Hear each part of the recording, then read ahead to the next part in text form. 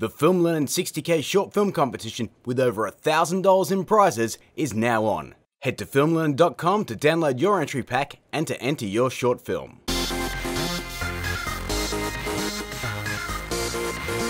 Hey guys, and welcome to the third episode of our YouTube Masterclass series. In this episode, we're going to focus on adding some sweet production value to your videos by eliminating some of those annoying things that even the big creators still do. Now by production value, I mean making your video look and sound more professional than it otherwise may be. Look at my videos for example. Is there any indication that the location I'm shooting this in is simply a shed in my backyard at 6 AM and I just woke up 5 minutes ago and I'm still wearing pajama pants? No, because 1, the shot is well composed, 2, the audio is nice and crisp, 3, I'm well lit and separated from my background, and 4, I'm projecting that I'm energetic in my voice and body language. In other words, I have added production value. Now obviously I do recognize we all don't have studios built in our backyards, and yes, this is actually a shed I had built and outfitted for the purposes of shooting videos and recording audio. But you don't need to set up like this to make your videos look cool, you just need to address a few key things. So let's start with shot composition. This is huge guys, because believe it or not, the way you frame your shot can actually affect the way your audience connects with you. You can see from my shot right now that I am taking up the entire center frame. My head isn't in the center of the screen, it's at the top of the frame. That's because when most people look at a monitor, their eye level is right here. So in most cases, the person watching this is staring me directly in the eyes. This allows me to connect with you better as I'm maintaining eye contact with you like we're actually having a conversation. Now if I cut to a shot say where I'm sitting down for instance, and I have all this space above my head, immediately I've given the impression that I'm distancing myself from the viewer and I've isolated myself in the frame and the camera is looking down at me. It makes me look small and awkward and let's face it, this isn't good at all. No matter how much energy I put out there, it's gonna seem off. So let's get out of this shot and get back to normal. Much better.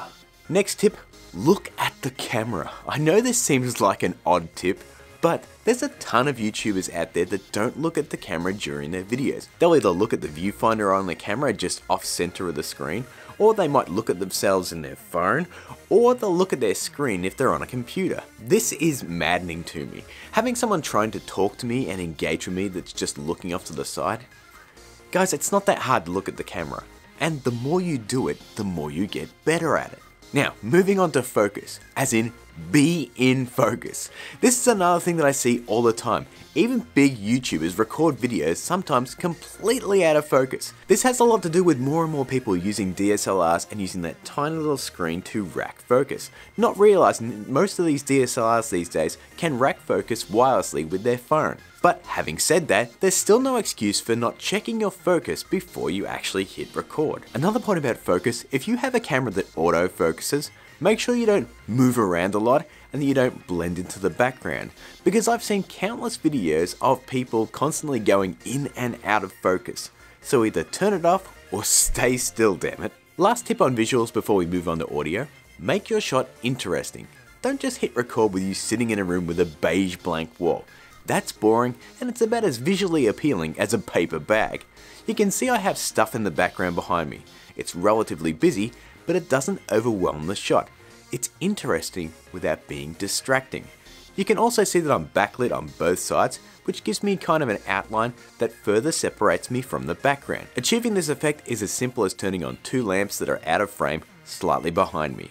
I then have a light to the front of me that's lighting my face and torso. Now you don't need fancy lights to do this, but I do recommend that you get some LED lights like these if you can. I'll put a link in the description where I grabbed these. They aren't expensive and they are easy to use. So we've got our shot looking good, but if it sounds awful, well, that's a lot of work for nothing. Once again, I've seen loads of YouTubers with terrible audio, and most of it has to do with either their microphone or where they shoot. So let's start with the microphone. I'll just say this for the record, never use the in-camera audio on any camera. They are always crap. Instead, invest in a good quality mic. For example, use something like what I have here. This is the Rode Video Micro. It's not an expensive mic and it can be mounted to your camera or to a stand, and the audio quality, as you can hear, is amazing. I've used this mic for over 100 videos now and I've not had one issue. The only time I would not mount this mic to the camera and say mount it on a stand is when I'm standing further away from the camera. For the most part, when I shoot videos, I use the stand as I actually stand a few feet back from the camera and I don't want the mic picking up too much of the room ambience. And that segues to our next audio issue, the room you shoot in.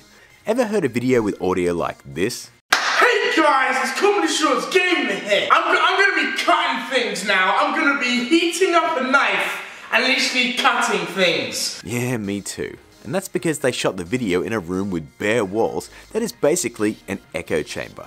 This is awful and completely fixable. Firstly, don't shoot videos in your bathroom or your kitchen, and if you do, keep the mic close to you.